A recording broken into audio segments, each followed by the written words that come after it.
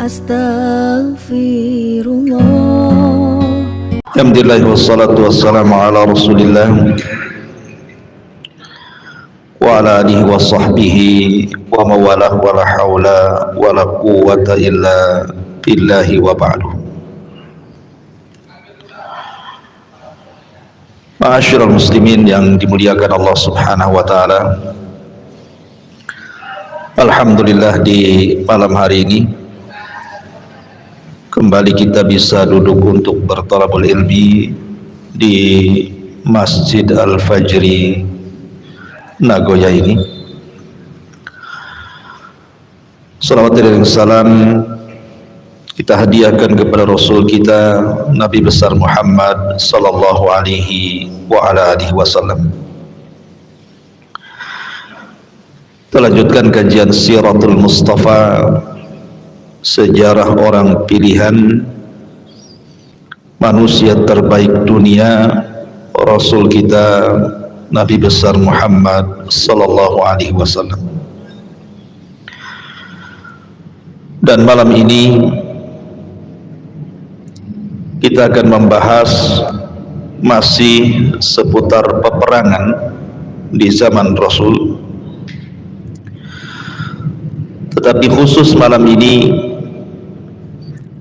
peperangan yang terjadi ini sangat menyedihkan hati kaum muslimin, terutama Nabi sallallahu alaihi wa ala alihi wasallam. Karena di perang ini banyak gugur sahabat-sahabat pilihan, bahkan pakar-pakar Quran. Mereka dibunuh dengan cara dikhianati. Ada dua perkara atau dua perang yang ingin saya jelaskan di malam hari ini. Pertama, Sariyatul Raji. Raji itu artinya sumur. Di sini terjadi pembantaian. Kemudian yang kedua kita akan bicara tentang Bi'ru Ma'unah. Ini juga sumur juga, namanya sumur Ma'unah. Dua-duanya sumur. Makanya kemudian peperangannya dinisbatkan kepada dua sumur ini. Pertama sumur Raji' dan yang kedua sumur Ma'unah. Bagaimana kisahnya?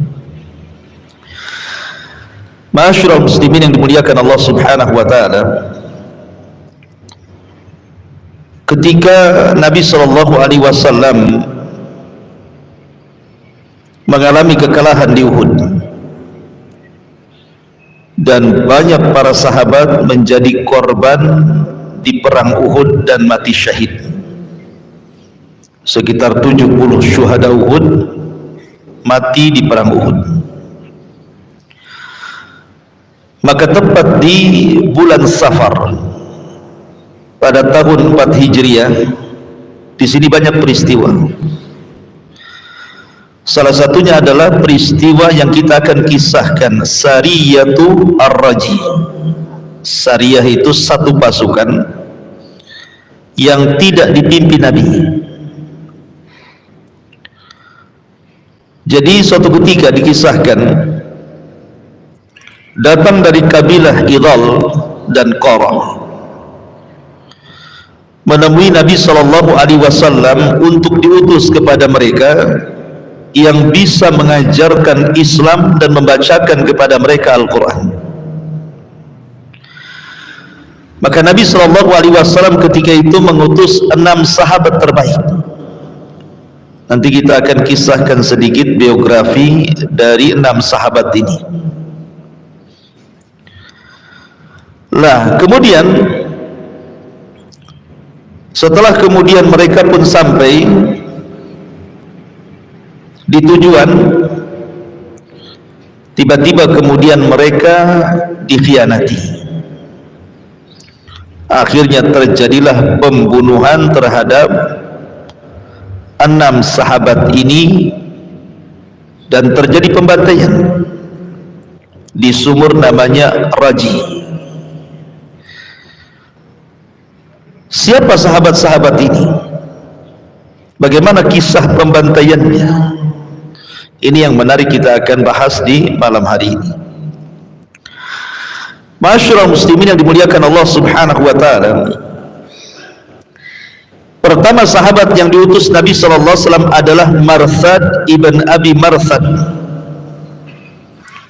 Marthad ibn Abi Marthad, dan dia termasuk orang yang awal-awal masuk Islam. Dia mengikuti dua peperangan besar. Pertama perang Badar, dan yang kedua perang Uhud. Marthad ini, ma'asyiral muslimin yang dimuliakan Allah Subhanahu wa taala, dia adalah Marthad ibn Abi Marthad ibn Husain dari Bani Ghinah, dan ayahandanya semasa jahiliyah itu berkawan baik dengan Hamzah ibn Abdul Muttalib, maksudnya paman Rasul. Marthad ibn Abi Marthad ini ketika perang Badar, dia dipercaya untuk membawa tawanan. Dalam perang Badar kan kaum muslimin menang. Banyak orang-orang kafir Quraisy terbunuh dan tertawan.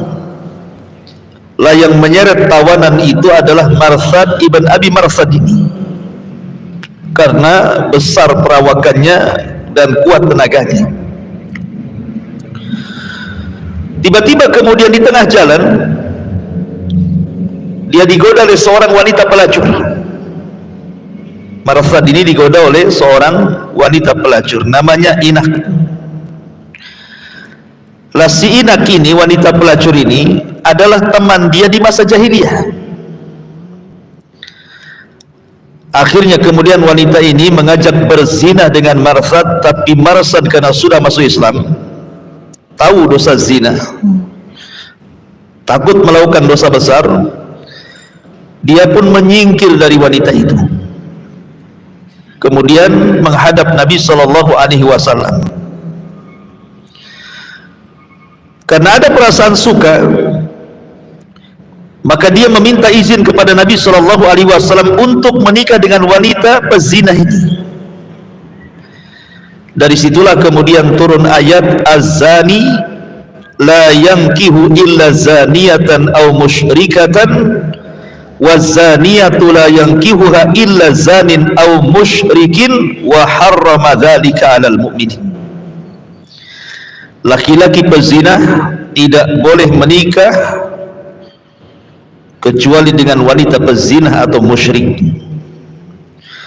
dan wanita pezina tidak mungkin menikah kecuali dengan laki-laki pezina atau musyrik, dan yang demikian itu diharamkan kepada orang-orang yang beriman. Turun ayat ini kepada Marthad ibn Abi Marthad. Marthad ini satu di antara 6 sahabat yang diutus dalam Sariyatul Raji ini. Ini satu sahabat. Kita sedikit-sedikit saja ya, karena juga pembahasannya panjang masalahnya. Kemudian yang kedua, sahabat namanya Khalid ibn Bukair al-Laythi. Khalid ibn Bukair al-Laythi, sama dia termasuk as-sabiqun al-awwalun, sahabat-sahabat yang awal-awal masuk Islam, dan dia juga sama terlibat dalam perang Badar. Dan ingat, orang-orang yang terlibat dalam perang Badar itu punya keutamaan. Salah satunya Nabi SAW mengatakan, siapa yang perang Badar itu i'malu ma syi'tum faqad ghafartu lakum, berbuatlah sekehendakmu karena Allah sudah mengampuni dosa-dosa kalian. Jadi memang Ashabul Badar, orang yang terlibat dalam perang Badar ini, ada keistimewaan sendiri dari Nabi sallallahu alaihi wasallam.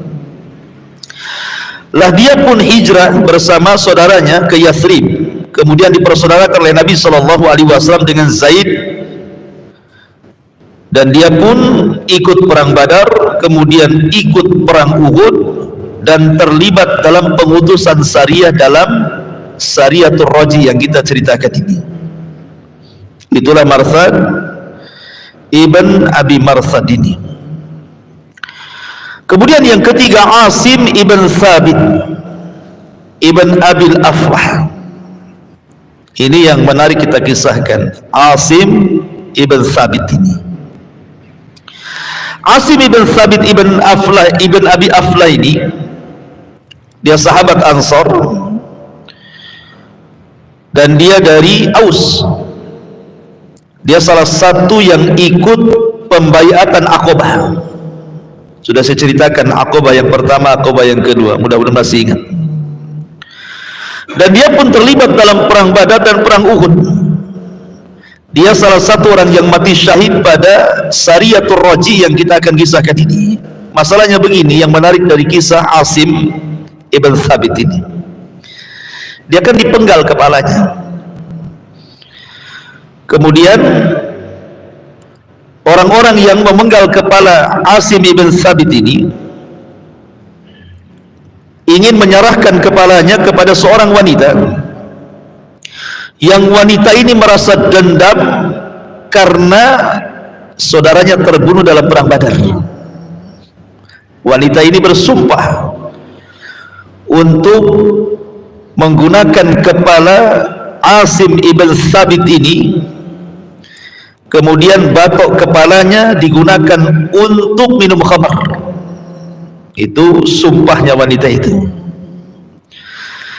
Jadi ketika Asim ibn Thabit ini meninggal dunia, dan ketika jasadnya mau diambil, mau diserahkan dan mau dijual ke wanita yang fajir itu, yang fasik, yang kafirah itu, tiba-tiba datang tawon dari mana-mana, lebah dari mana-mana, dan melindungi jasadnya, sehingga orang-orang musyrik ini tidak bisa mengambil jasadnya.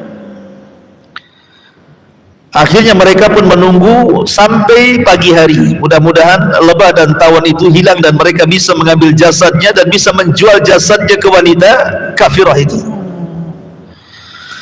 Tetapi Allah takdirkan turun hujan, kemudian membawa banjir lumpur. Jasadnya dibawa lumpur, kemudian hilang entah berantah kemana.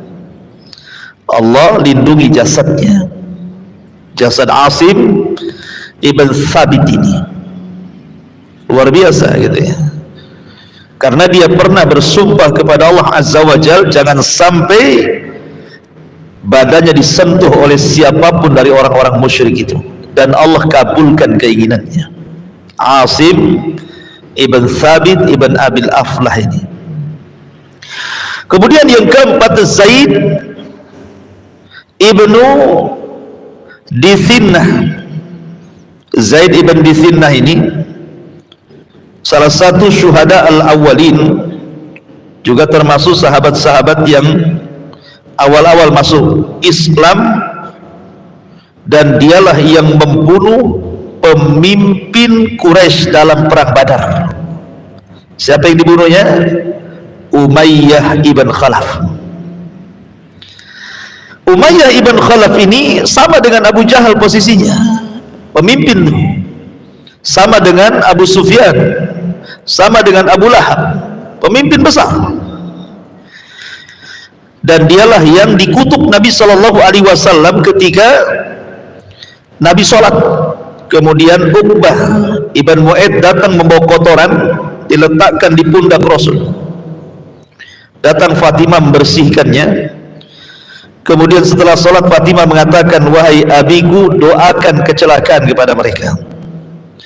Salah satu yang didoakan kecelakaan adalah Umayyah ibn Khalaf, dan Allah kabulkan kutukan Nabi, sehingga Umayyah ibn Khalaf dibunuh oleh Zaid ibn Dithinnah ini di perang Badar. Dan Zaid ibn Dithinnah al-Ansari ini sekali lagi termasuk as-sabiqun al-awwalun, orang-orang yang masuk Islam di awal-awal, ikut dalam perang Badar dan juga perang Uhud, kemudian gugur di Sariyatul Raji yang kita ceritakan. Kemudian yang kelima, Abdullah ibn Tariq. Abdullah ibn Tariq. Dia juga sama termasuk as-sabiqun al-awwal. Dia terlibat dalam 2 peperangan besar, Badar dan juga Uhud. Dan dia adalah salah seorang juga sahabat yang diutus oleh Nabi sallallahu alaihi wasallam dalam perang Dzatur Raji ini. Dan yang terakhir yang menarik lagi namanya Khubayb ibn Adi. Khubayb ibn Adi ini tertangkap dalam Sariyatul Raji, kemudian dibawa ke Haram. Karena orang-orang Mekah itu mereka ingin membalas dendam kekalahan mereka di Badar, dan siapa sahabat-sahabat yang pernah membunuh keluarga mereka, dan mereka hafal siapa-siapanya termasuk Khubayb bin Adi. Ketika dalam Sariyatul Raji dia tertangkap, kemudian dibawa ke Mekah. Ketika dieksekusi, hendak dieksekusi karena ketika itu jatuh di bulan Hurum dan di tanah haram, orang-orang musyrik pun masih mengagungkan tanah haram masalahnya, apalagi di bulan haram. Akhirnya dibawa keluar tanah haram ke daerah yang namanya Tan'im. Di Tan'im inilah dia dieksekusi.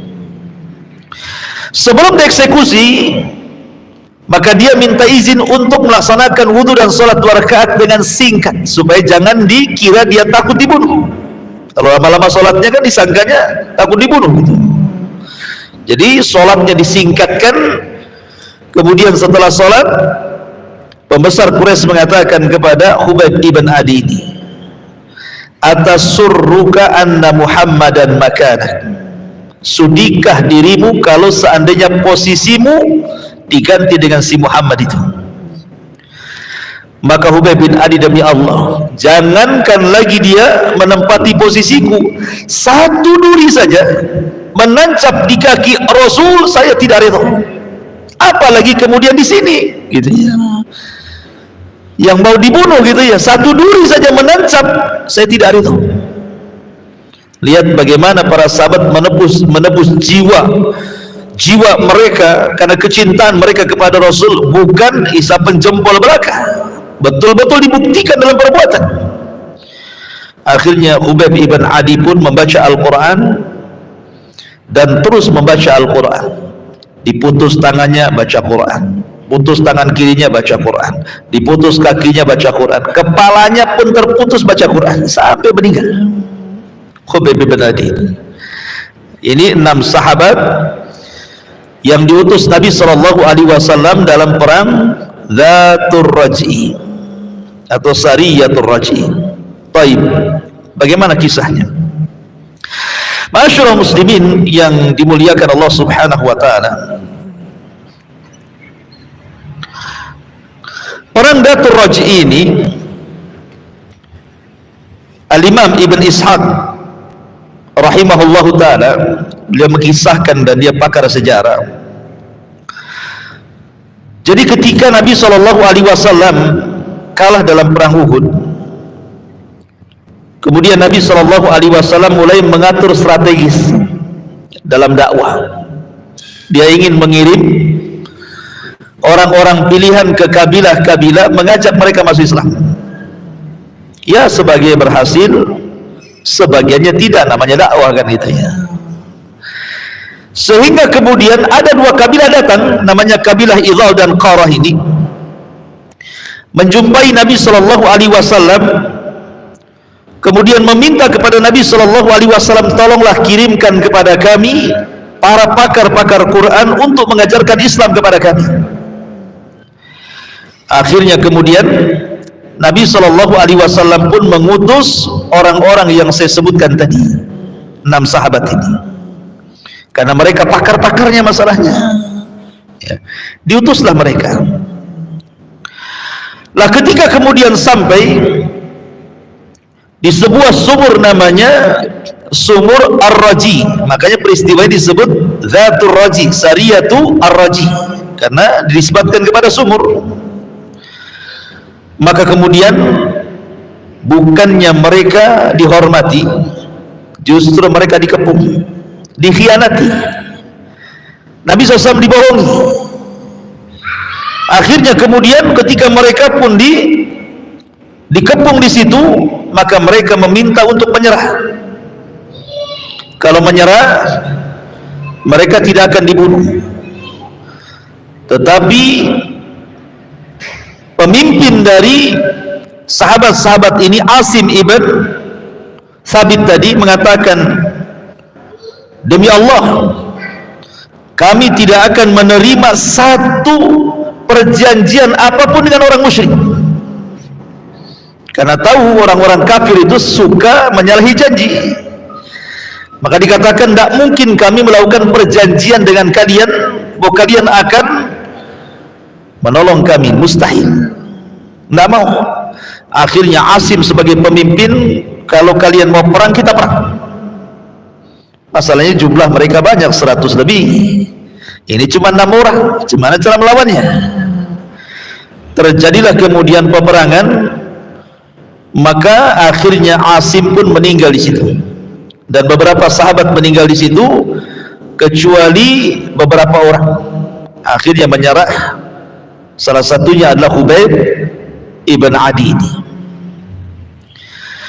Khubayb ibn Adi ini kemudian diserahkan tadi. Diserahkan kemana? Ke orang-orang Mekah yang dendam karena saudara-saudara mereka mati di perang Badar. Sampai akhirnya kemudian dia pun dieksekusi di Tan'im. Akhirnya kemudian Khubayb yang terakhir mati syahid dari 6 orang yang diutus Nabi sallallahu alaihi wasallam. Subhanallah. Ketika eksekusi Khubayb ibn Adi ini, ada orang musyrik hadir di situ. Salah satunya adalah Sa'id ibn Amir al-Jamhi. Sa'id ibn Amir al-Jamhi itu ikut menyaksikan dalam eksekusi siapa? Khubayb ibn Adi di Tan'im itu. Dia terpengaruh dengan doanya Khubayb, karena sebelum dibunuh Khubayb ini berdoa. Doanya persis seperti doa Nuh alaihi salatu wassalam. Apa doanya?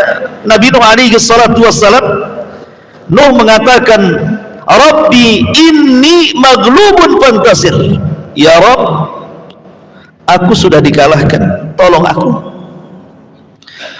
Maka Khubayb bin Adi mengatakan, Allahumma la tahsihim adada waqtul badada. Dia mengatakan, ya Allah, jangan kau perbanyak jumlah mereka, binasakan mereka semua, jangan kau sisakan, katanya. Doa ini terekam oleh namanya Sa'id ibn Amir ini, yang menyaksikan eksekusi dan masih musyrik dia. Sebab itulah dia masuk Islam. Sa'id ibn Amir ini masuk Islam karena terpengaruh dengan ucapan siapa? Khubayb ibn Adi. Dan dia baik Islamnya.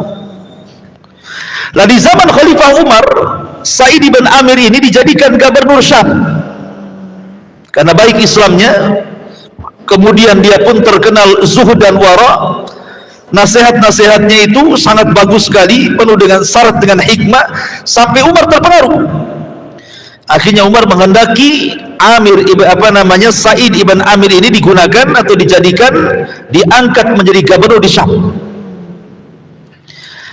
Tiba-tiba kemudian orang-orang Syam demo sama Umar tentang kepemimpinan Sa'id ibn Amir ini. Ada catatan.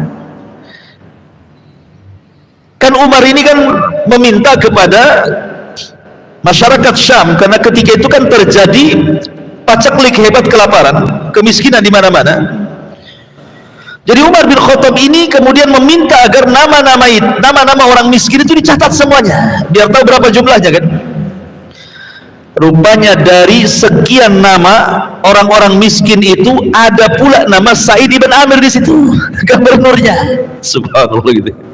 Coba kalau antum data orang-orang miskin, kira-kira masuk nggak wali kota di situ tuh? Nggak ada kan? Ini gubernur masuk dalam deretan orang-orang miskin. Nah, bayangkan. Amir ibn Sa'id ibn Amir ini. Akhirnya Umar bin Khattab radhiyallahu anhu pun kaget gitu. Kenapa ada nama gubernur di sini? Ceritanya panjang. Yang ingin saya ceritakan, rupanya Sa'id ibn Amir ini diprotes sama rakyatnya. Jadi Umar bin Khattab bertanya, apa protes kalian terhadap gubernur kalian ini? Satu katanya, dia itu kalau keluar siang-siang saja, kalau malam tak mau keluar. Dan kalau kami pun datang malam-malam nggak mau diganggu dia. Masa gubernur kayak gitu katanya. Satu kan. Yang kedua, setiap 1 minggu ada 1 hari dari pagi sampai malam nggak keluar dia. Coba bayangkan ya, diprotes tuh. Kemudian yang ketiga, ini gubernur kami ini aneh. Kalau seandainya dia di tengah-tengah terik matahari, tiba-tiba jatuh pingsan katanya. Kata Umar bin Khattab, baik, saya akan interogasi gubernur kalian, datangkan Sa'id ibn Amir kepada saya katanya. Didatangkanlah Sa'id ibn Amir kepada Umar. Ya Sa'id, saya dengar rakyatmu memprotes 3 poin katanya. Ya, ada apa wahai Amirul Mukminin? Pertama, kau ini kalau menemui rakyatmu siang saja, malam tak mau temui katanya. Yang kedua, seminggu sekali malam kau nggak bisa ditemui dari pagi sampai malam katanya. Yang ketiga, kamu itu kadang-kadang pingsan, ada apa kan katanya. Kata Sa'id ibn Amir, saya jawab wahai Amirul Mukminin, ya, yang pertama, adapun kenapa saya keluar siang dan tidak keluar malam, karena malam itu adalah hak aku dengan Robku, jangan ada yang ganggu. Kalau siang adalah hak diriku dan rakyatku. Aku kalau malam tahajud, baca Quran, zikir, makanya saya tidak mau diganggu. Kalau sekarang kan tidak, siang malam sama aja kalau pemimpin. Siang ke kantor, malam kuliner. Kan itu ya. Iya. Kemudian seminggu sekali, kenapa saya dari pagi sampai malam saya nggak keluar? Ya Amirul Mukminin, saya ini punya pakaian satu, tidak mungkin tidak dicuci 1 minggu. Saya harus cuci pakaian. Pakaiannya orang dulu kan menggunakan ihram, antum tahu orang ihram? Nah, seperti itulah pakaiannya orang dulu. Saya harus cuci pakaian itu, tidak mungkin saya keluar telanjang. Saya harus cuci, saya akan jemur, baru kemudian besok saya pakai lagi, minggu depan saya cuci lagi. Baik. Pemimpin zaman sekarang, jangan antum hitung pakaiannya, hitung lemarinya. Hitung lemarinya, ya kan? Pakaiannya nggak usah hitung, pakai lemarinya saja. Ya, kalau sudah banyak lemari, banyaklah pakaiannya di situ. Adapun kenapa yang ketiga ini yang kaitannya dengan cerita Khubayb bin Adi. Kalau aku tersengat matahari, aku selalu terbayang bagaimana penyiksaan orang-orang musyrik kepada Khubayb bin Adi yang aku saksikan kala itu. Bagaimana Khubayb diikat dalam tiang, kemudian matahari di atas kepalanya. Tiba-tiba dia berdoa kepada Allah, Allahumma ahsi adada waqtul badada. Ya Allah, sedikitkan jumlah mereka, bunuh mereka, jangan kau sisakan katanya. Kalau aku teringat dengan doanya Khubayb ibn Adi, wahai Amirul Mukminin, aku tidak tahan, aku pun pingsan. Inilah siapa? Sa'id ibn Amir ini yang menyaksikan eksekusinya Khubayb ibn Adi radhiyallahu anhu. Ini satu kisah yang disebut dengan Sariyatul Raji' namanya ya. Ini satu kisah. Kemudian kisah yang kedua. Kisah yang kedua tak kalah menariknya. Kisah yang kedua disebut dengan kisah Sumur Ma'unah, Bi'rul Ma'unah namanya. Baru saja Nabi SAW sedih dengan kematian 6 syuhada ini. Sedih Nabi SAW, bagaimana tidak? Dikhianati. Makanya Allah Subhanahu wa taala berfirman dalam surah Al-An'am, walaqad kadzabat rusulun min qablika fasabaru ala ma kudzibu wa udhu hatta atahum nasruna wala mubaddila li kalimatillah walaqad ja'aka min naba'il mursalin. dan sungguh rasul-rasul sebelum engkau wahai Muhammad pun telah didustakan, tetapi mereka sabar terhadap pendustaan dan penganiayaan yang dilakukan terhadap mereka sampai datang pertolongan kami kepada mereka, dan tidak ada yang dapat mengubah kalimat ketetapan Allah, dan sungguh telah datang kepadamu sebagian dari berita rasul-rasul itu.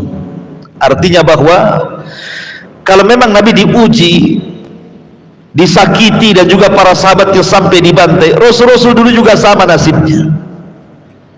Bagaimana Zakaria dipenggal kepalanya, bagaimana Zakaria digergaji, bagaimana Yahya dipenggal kepala, bagaimana seorang nabi dikubur hidup-hidup, dan begitu seterusnya.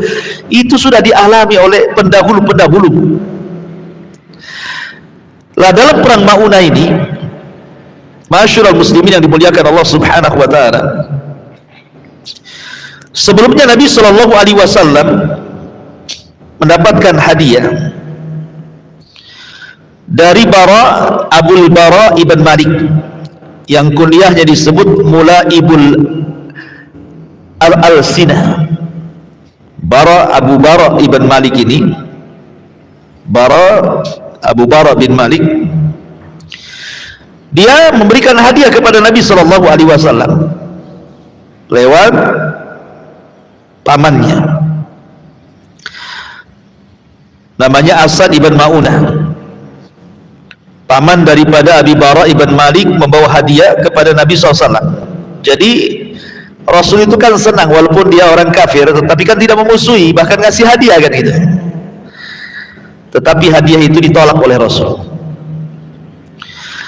Kemudian Abul Bara ini, Amir ibn Malik ini, akhirnya kemudian datang kepada Nabi SAW. Amir ibn Malik atau kunyahnya Abu Bara.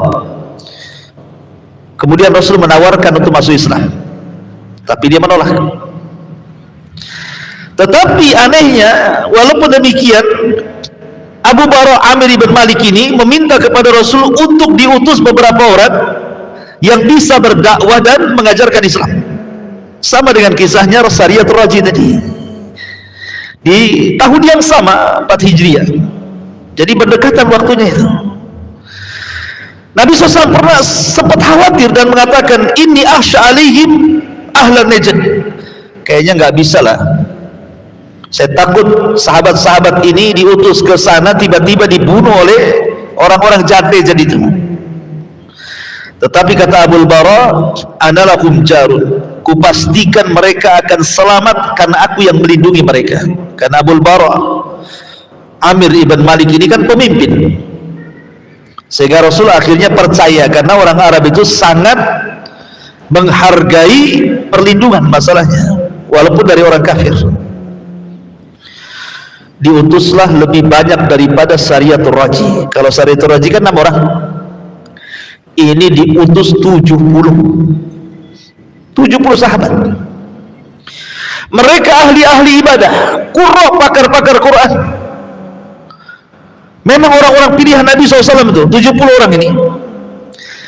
Terjadi perselisihan antara Imam Bukhari dan Imam Muslim. Kalau Imam Muslim memberikan alasan sebab pengutusan Nabi SAW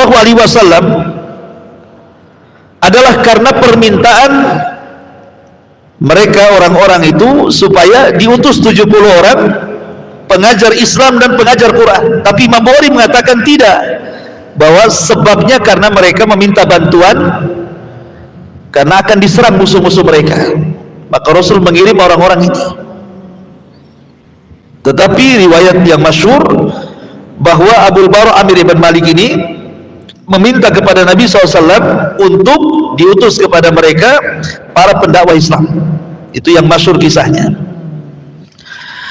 Maka kemudian Nabi SAW pun mengutus 70 orang, diantaranya Al-Haris, kemudian Ibn Sammah, kemudian Haram Ibn Milhan, kemudian Urwah Ibn Asmah, kemudian Nafi Ibn Badil, kemudian Amir Ibn Fuhairah, dan yang lainnya.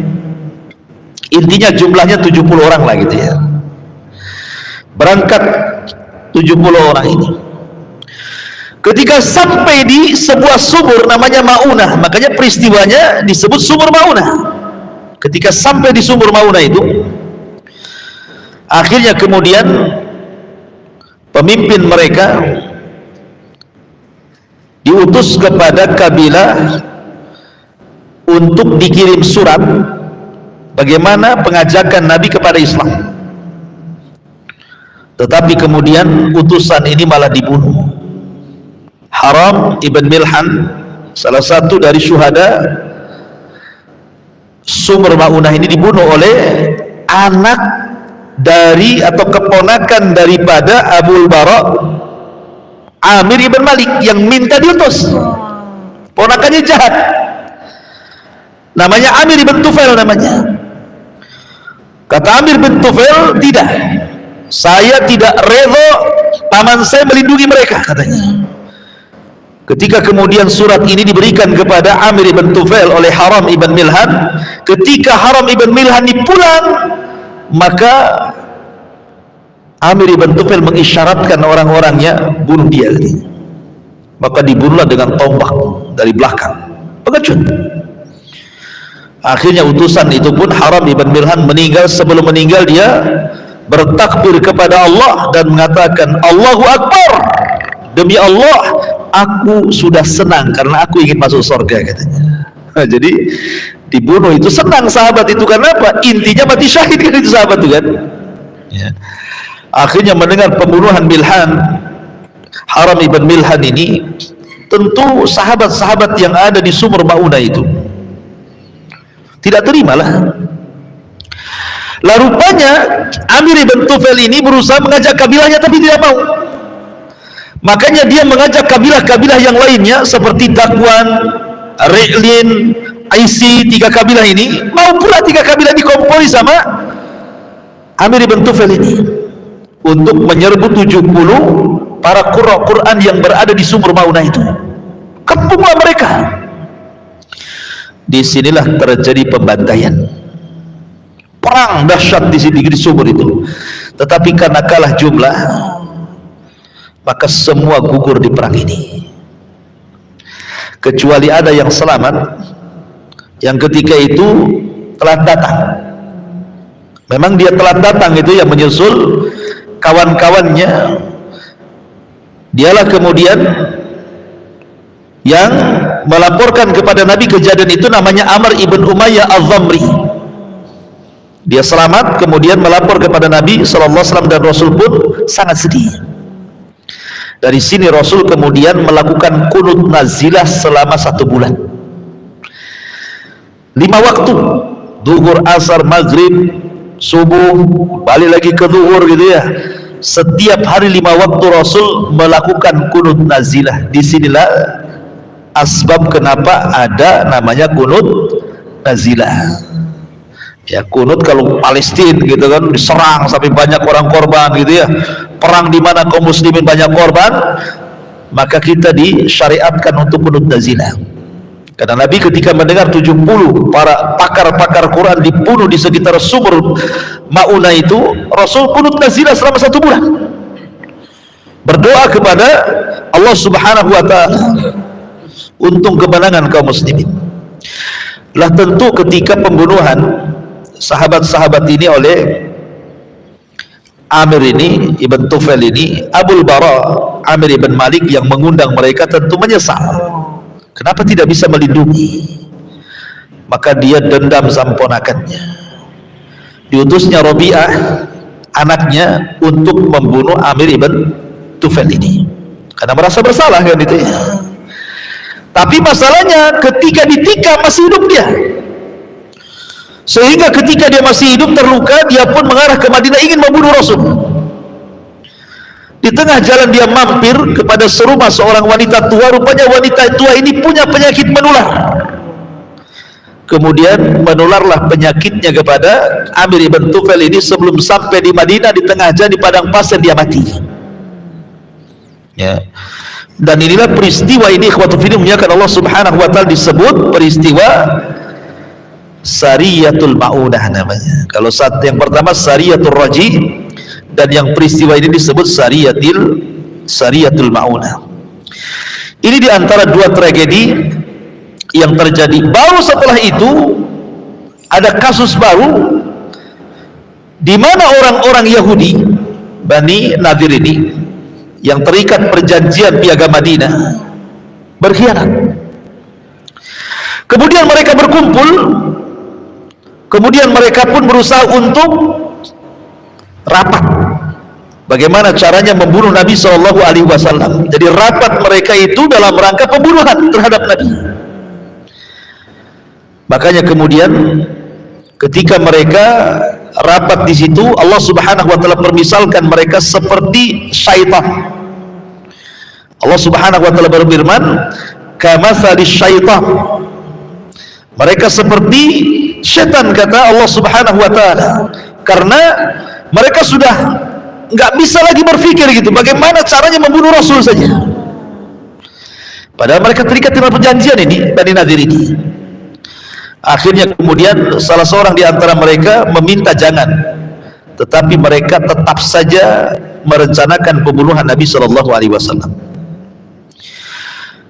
Maka dijelaskan, berdirilah orang yang paling jahat di antara mereka. Ada yang mengatakan namanya Amr ibn Jahash. Dia siap melakukan pembunuhan itu dan siap melukai Rasul dengan cara membawa batu dari atas rumah di mana Rasul lagi duduk di bawah, maka akan ditimpakan sama batu. Itu cara pembunuhannya.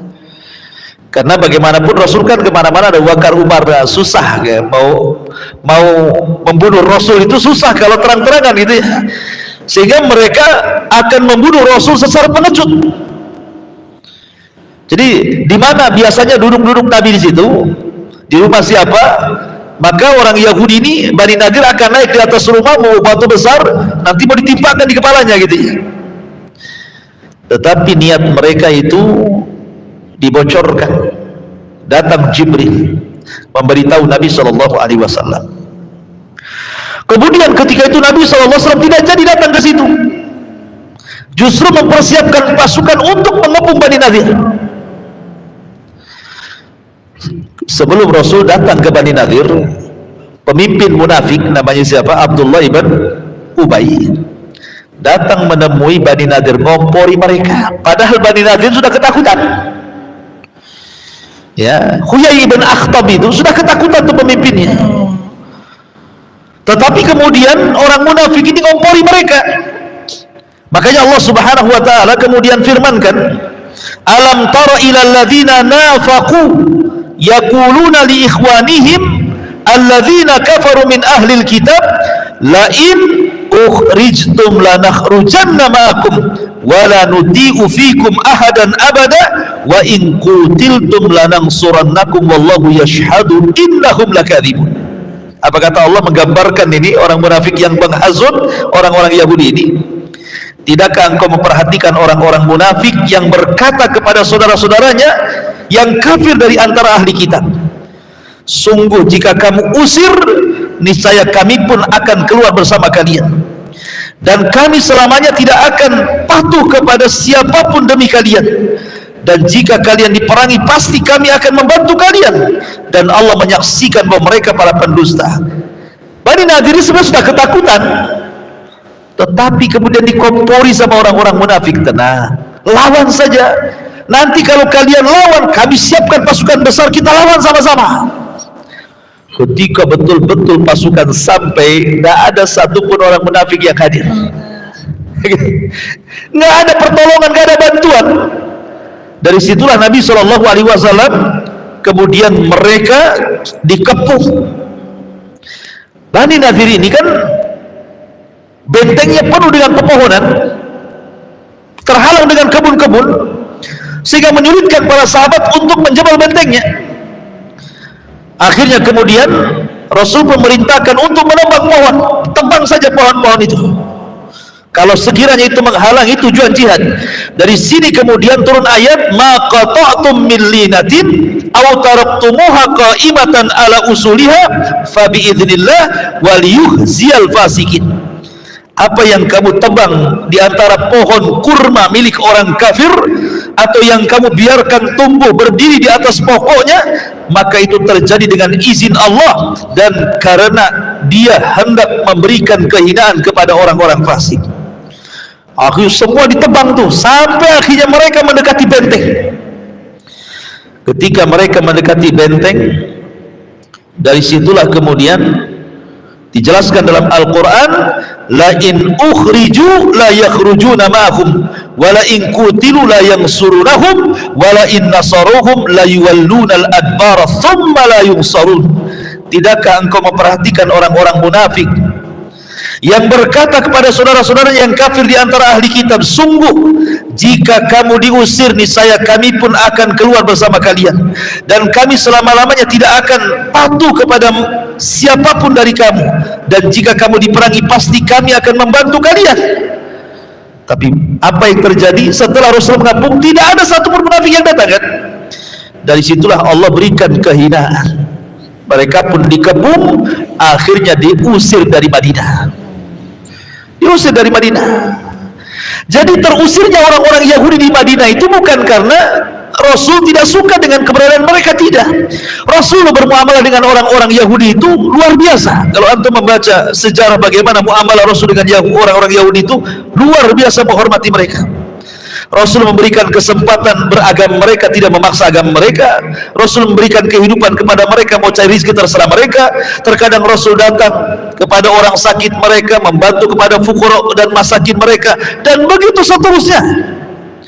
Tetapi mereka berkhianat dalam perjanjian. Itulah yang menjadikan Rasul mengusir orang-orang Yahudi Bani Nadir ini keluar dari Madinah, ya. Dari sini masyarakat muslimin yang dimuliakan Allah subhanahu wa ta'ala, bahwa Nabi selalu mendapatkan ujian. Dari awal perang Sariyatul Raji, bagaimana sedihnya Rasul, 6 sahabat harus jadi gugur. Kemudian Sariyatul Ma'unah, 70 syuhada mati persis jumlahnya dengan syuhada Uhud. Syuhada Uhud berapa? 70 orang, kan? Di sini pun 70 orang. Kemudian perang Bani Nadir justru Rasul akan dibunuh dengan cara pengecut. Dan begitulah ujian kita, ikhwan. Dalam berdakwah itu pasti akan ada ujian seperti yang dialami Nabi SAW. Pasti disakiti, diuji, itu sudah fitrah dakwah. Maka jangan kemudian kita pantang mundur, terus berdakwah. Wallahu a'lam bishawab. Ini diantara kisah 3 perang secara singkat, ya. Mohon maaf biasanya agak lama, ya, saya karena ada keperluan. Saya cukupkan sampai di sini. Subhanakallahumma bihamdika asyhadu an la ilaha illa anta astaghfiruka wa atubu ilaik. Allahu ta'ala. Assalamualaikum warahmatullahi wabarakatuh.